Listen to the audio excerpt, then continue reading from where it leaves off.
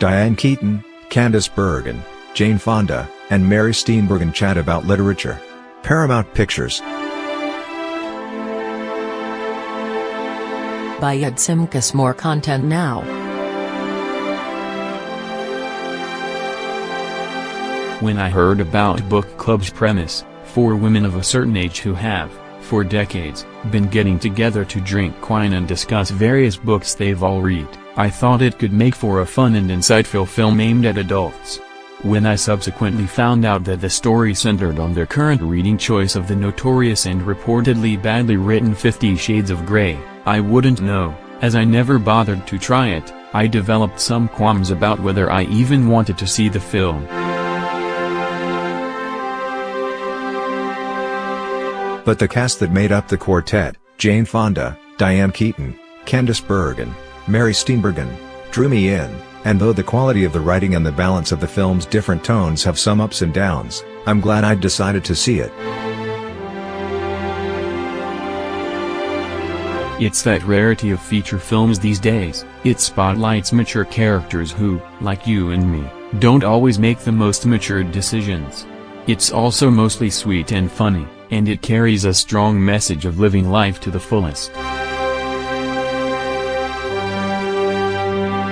Don't worry, it's not one of those disease of the week movies.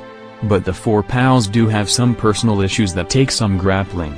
Diane Keaton recently lost her husband and is dealing with her overly worried adult daughters. Sharon Bergen is long divorced and maybe, just maybe, feeling a little lonely. Carol Steenburgen is concerned that the spark has gone out of her marriage. Vivian Fonda, who has flitted from man to man throughout her life, never settling down, is wondering what might have been.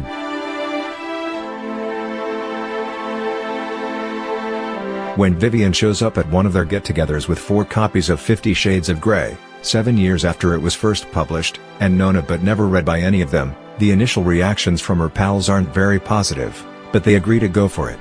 Sharon goes home and reads it, disapprovingly, alongside her cat. Mary reads it while gardening and murmuring, "Oh, wow." Diane reads it silently, her eyes wide. Vivian happily gets a kick out of it. What makes the film so enjoyable is that it isn't about their reactions to it or their discussions about it, but about how it gets each of them to perhaps subconsciously think about themselves and their situations, coincidentally at a time when changes are coming. Mary opts for some solutions to make her husband, Craig T. Nelson, think more about her than his precious motorcycle. Diane meets a handsome, charming fellow, Andy Garcia, on a plane flight. Vivian bumps into a former flame, Don Johnson, who has never forgotten their time together. Sharon takes a dive into computer dating, and says yes to one guy, Richard Dreyfuss.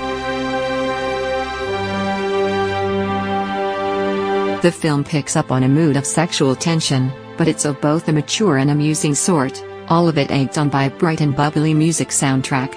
It really doesn't matter that there are a number of duds mixed in with the more numerous really funny bits, because these are all characters that are easy to enjoy and hang out with. It's also very clear that the 4 real women, not just the folks they're portraying, are having a good time with each other. On top of that, there's chemistry to spare between each of them and the men in their lives, even if it takes a while for one of those matchups to work out. In the end, it's a love story, seen from 4 different vantage points. And unlike the book that brings it all together, it's real, not kinky. Written by Bill Holderman and Aaron Sims, directed by Bill Holderman. With Jane Fonda, Diane Keaton, Candice Bergen, Mary Steenburgen,